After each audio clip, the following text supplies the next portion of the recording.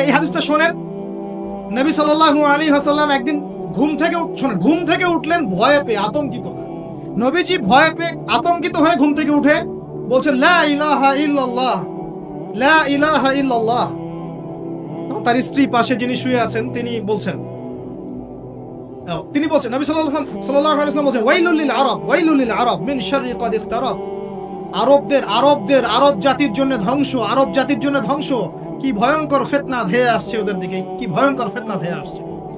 এবং তিনি হাতের ইশারা করে দেখালেন এইভাবে যে আজকে, নবীজি বলছেন 1400 বছর আগের কথা, 1445 বছর আগের কথা, 1445 বছর আগে নবীজি বলেছেন আজকে, ওই সময় আজকে ইয়াজুজ আর মাজুজের যে দেয়ালের কথা মনে আছে? জুলকারনাইনের সময় এই দেয়াল এতটুকু পরিমাণ খুলে দেয়া হয়েছে, এতটুকু পরিমাণ খুলে দেয়া হয়েছে 1400 কত বছর আগে। তখন তার স্ত্রী বলছেন আনুহলিক ওয়া ফিনা সালিহিন, আনুহলিক ওয়া ফিনা সালিহিন ইয়া রাসূলুল্লাহ, আমাদের মধ্যে ভালো মানুষরা থাকা সত্ত্বেও কি আমরা ধ্বংস হয়ে যাব? আপনি যে বলছেন ওয়াইলুল লিল আরব, আরবদের জন্য ধ্বংস। নবীজি বলছেন নাম হ্যাঁ ধ্বংস হয়ে যাবে। ইযা কাসুরাতিল খাবাস, যখন নগ্নতা, বেহায়াপনা, অশ্লীলতা সমাজে রন্ধ্রে রন্ধ্রে ছড়িয়ে পড়বে, তখন আলেম জালেম সব ধ্বংস হবে। এই হাদিসটা অকাট্য হাদিস বুখারী মুসলিমের, মানে এটা সহিহ, এটা বিষয়ে কোনো সন্দেহ নেই। তাহলে নবীজি 1445 বছর আগে বলছেন যে আরবদের জন্য ধ্বংস ধেয়ে আসছে, এবং দেয়াল এভাবে খুলে দেয়া হয়েছে। কাদের দেয়াল? ইয়াজুজ আর মাজুজ। আর ইয়াজুজ আর মাজুজের সাথে আরবদের ধ্বংসকে সম্পর্কিত করা হলো না? ইয়াজুজ আর মাজুজের সাথে আরবদের ধ্বংসকে সম্পৃক্ত করা হলো এবং বেহায়াপনাকে সম্পৃক্ত করা হলো, সরি, তাই না? বুঝতে পারছেন? আরব জাতির ধ্বংসের সাথে ইয়াজুজ মাজুজকে কানেক্টেড করা হলো এবং অশ্লীলতাকে, কি বলেন, অশ্লীলতাকে কানেক্টেড করা হলো। এখন আপনি চিন্তা করে দেখেন, সারা বিশ্বে পর্নোগ্রাফি কারা ছড়িয়ে দিয়েছে? বলেন দেখি। পর্নোগ্রাফি কি বেহায়াপনা না? সমাজের ইদা কাসুরাতিল খাবাস, যখন সমাজের রন্ধ্রে রন্ধ্রে বেহায়াপনা ছড়িয়ে পড়ে নাই? মিলান, হাদিসটা মিলান। সমাজের এই মেয়েদের এই যে ফ্যামিলিস্ট রেভলিউশন কারা ছড়িয়ে দিয়েছে? ফ্যামিলিস্ট রেভলিউশন কারা ছড়িয়ে দিয়েছে? সমাজে মেয়ে ছেলে একসাথে চলবে একই পোশাকে কারা ছড়িয়ে দিয়েছে? সমাজে মেয়েদের বেপর্দায় চলার এই সংস্কৃতি কারা ছড়িয়ে দিয়েছে?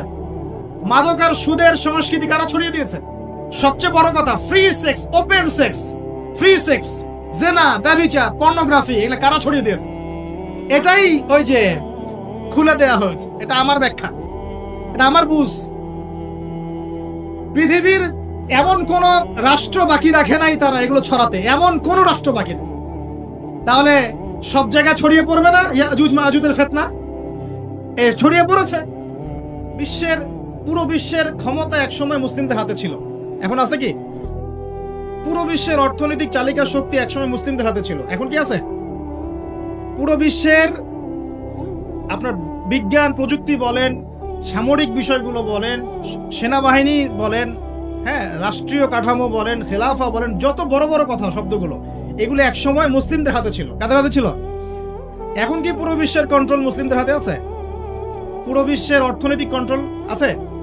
পুরো বিশ্বের পলিটিক্যাল কন্ট্রোল, পুরো বিশ্বের এই যে বড় বড় অস্ত্রশস্ত্রগুলো মুসলিমদের হাতে আছে? মিডিয়াগুলা, প্রযুক্তি। তো এখন প্রেক্ষাপট তাহলে আরো বেশি জটিল।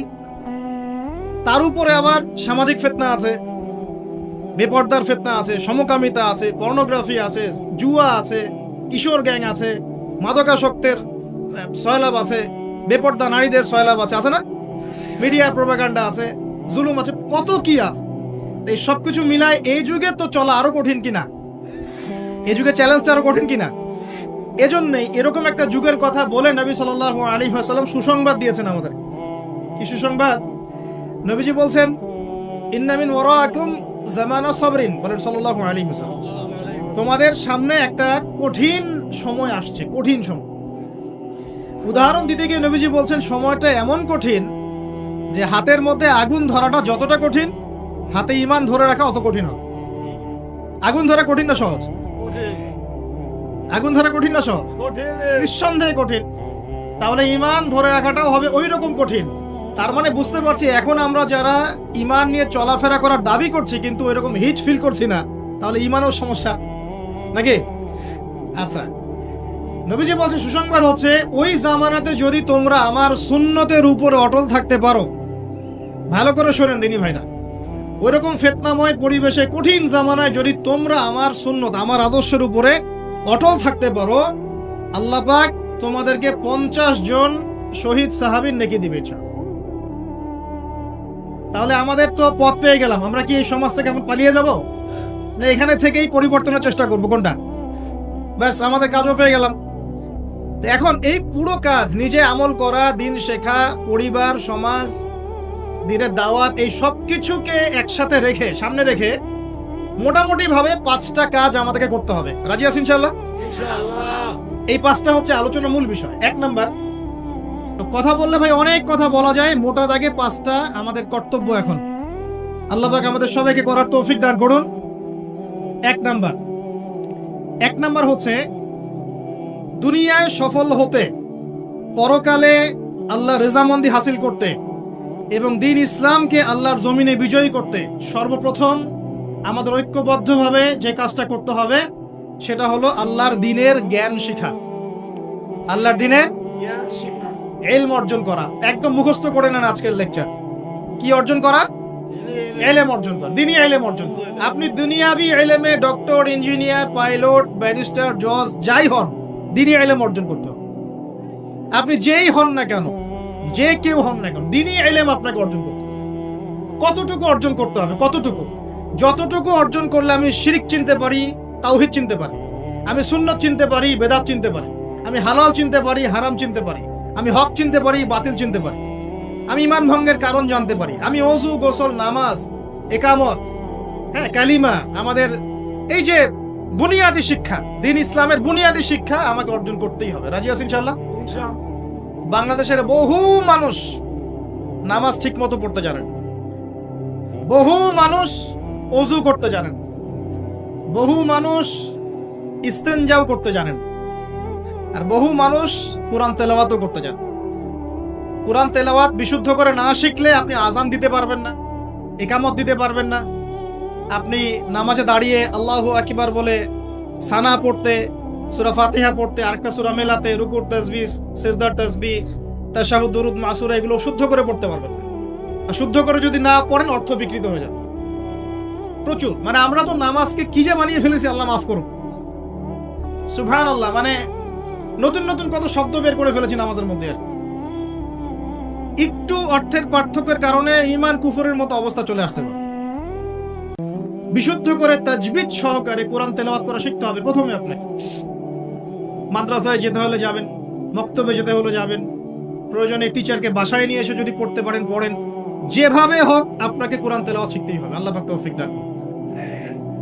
আমরা নামাজের মধ্যে বলছি আলহামদুলিল্লাহ, আলহামদুলিল্লাহ রাব্বিল আলামিন। কি এটা? এটা কি পড়লেন মন্ত্র? আলহামদুলিল্লাহ রাব্বিল আলামিন কি? আলহামদুলিল্লাহ। এই যে আলহামদু শব্দটা সঠিক করে উচ্চারণ করতে পারছেন অনেক। আলহামদু মানে সমস্ত প্রশংসা আল্লাহর জন্য। আলহামদুলিল্লাহ সমস্ত প্রশংসা। আলহামদুলিল্লাহ কি?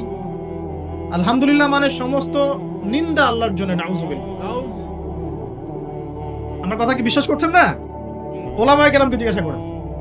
কুল হু আল্লাহু আহাদ এটা কি? কুল হু আল্লাহু আহাদ মানে কি? তো কুল মানে খাও, কুল মানে কি? কুল হু আল্লাহু আহাদ, বলুন তিনি আল্লাহ এক। শব্দের অর্থ আছে তো? এখানে পেশাব করিবেন না, করিলে এত টাকা জরিমানা। কমাটা যদি না এর পরে নিয়ে বসাই তাহলে এখানে পেশাব করিবেন না, করিলে। আপনারা কি মনে করেন যে আরবির এরকম সিকোয়েন্স নাই? বলছে কুলহু সূরা, সূরাটার নাম কি কুলহু? কুলহু বলে কোনো শব্দ আছে? কুল একটা শব্দ, হুয়া আলাদা শব্দ। কুল হুয়া আল্লাহু আহাদ, কুল হুয়াল্লাহু আহাদ। এই তো আমরা কত ভুল করি পদে পদে। সামি আল্লাহু লিমান হামিদা আছে না? সামি আল্লাহ, আল্লাহ তার কথা শোনেন। লিমান হামিদা, যে তার প্রশংসা করে, মানে যে আল্লাহর প্রশংসা করে আল্লাহ তার কথা শোনেন। এন্ড আমরা শব্দ বানিয়েছি সামি আল্লাহ হুলিমান হামিদা। তো হুলিমান সাইডটা বাজে আইছি ভাই, সাইডটা বাজে।